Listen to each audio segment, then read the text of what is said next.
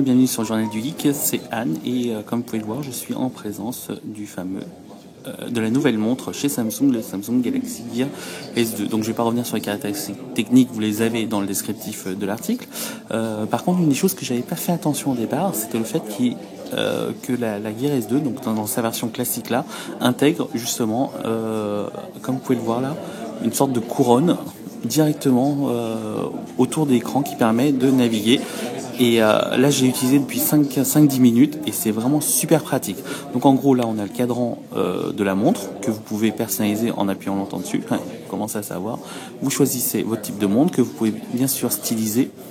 Alors dans le milieu de la montre, on appelle ça des complications qu'on peut rajouter. Typiquement, rajouter par exemple la date, des choses comme ça. Et une fois que vous êtes sur l'écran d'accueil ici, de votre montre, vous pouvez tourner cette bague. Et donc, si vous tournez à droite, vous avez accès à tous vos raccourcis. C'est un peu comme Glance dans les Apple Watch. Et si vous revenez à la montre, au cadran de base, et que vous tournez à gauche, vous aurez droit à vos notifications Google. Donc, en plus de ça, en parlant de Google, je tiens à rappeler que maintenant que la Gear S2 est compatible Android 4.4 avec tous les smartphones avec Android 4.4 minimum et avec 1,5 Go de RAM minimum. Voilà. Puis voilà, donc là c'est assez bien fait je trouve et c'est super pratique. Alors, je l'ai mis au poignet et c'est vrai que passer comme ça c'est quand même beaucoup plus rapide. On garde toujours l'écran tactile au cas où, donc c'est vraiment bien fait. Ici sur le côté vous avez le bouton de retour, tout simplement, qui revient au truc et qui revient au cadran de base, pardon. Et là vous avez le micro puisque vous pourrez parler avec votre Gear S2 et là vous avez le bouton Home. Quand vous cliquez sur le bouton Home, vous avez accès à vos applications. Donc en gros, avec l'écran, on passe tout simplement. Oups, alors là j'ai lancé Alipay, c'est pas tout à fait ce que je voulais. Donc vous passez les écrans de vos applications, de toutes les applications, que vous pouvez aussi naviguer, comme vous pouvez le voir ici. Donc l'avantage ici, c'est que vous n'avez pas à cliquer sur des petites icônes, puisqu'il suffit en fait de vous mettre sur la bonne, on va dire sur la bonne icône, et vous cliquez au centre et ça lance l'application. Voilà, donc c'est assez bien fait. Bon, c'est pas connecté là, donc on va pas voir grand chose. Mais voilà, donc on passe comme ça des applications dans votre écran, tout simplement. Et si vous l'allez plus vite, vous pouvez utiliser l'écran tactile. Voilà.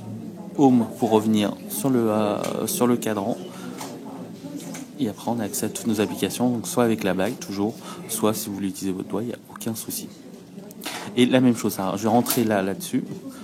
Hop, on va rentrer dans la météo. Et dans la météo, vous avez vos écrans. Vous pouvez évidemment utiliser l'écran tactile, mais vous pouvez aussi utiliser cette fameuse bague. Et très honnêtement, autant je trouvais le crown, justement le digital crown d'Apple assez pratique, mais bon, un peu mal loti. Ici, c'est vrai que sur le cadran, c'est quand même très bien fait.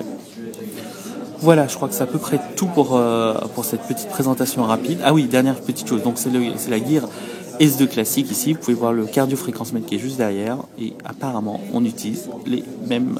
on peut utiliser n'importe quel bracelet. À noter que pour la recharge, ça passera par un socle propriétaire. Et Samsung nous assure entre 2 et 3 jours d'autonomie, ce qui est déjà pas mal en fait quand on connaît ce qu'il y a là. Et dernière petite chose, elle est super légère. Donc, je vais la mettre pour vous. Voilà ce que ça fait. Donc c'est plutôt pas mal en fait. Voilà, je crois que c'est à peu près tout. Donc si vous avez des questions, n'hésitez pas à me dire. Et puis à très vite sur le Journal du Geek.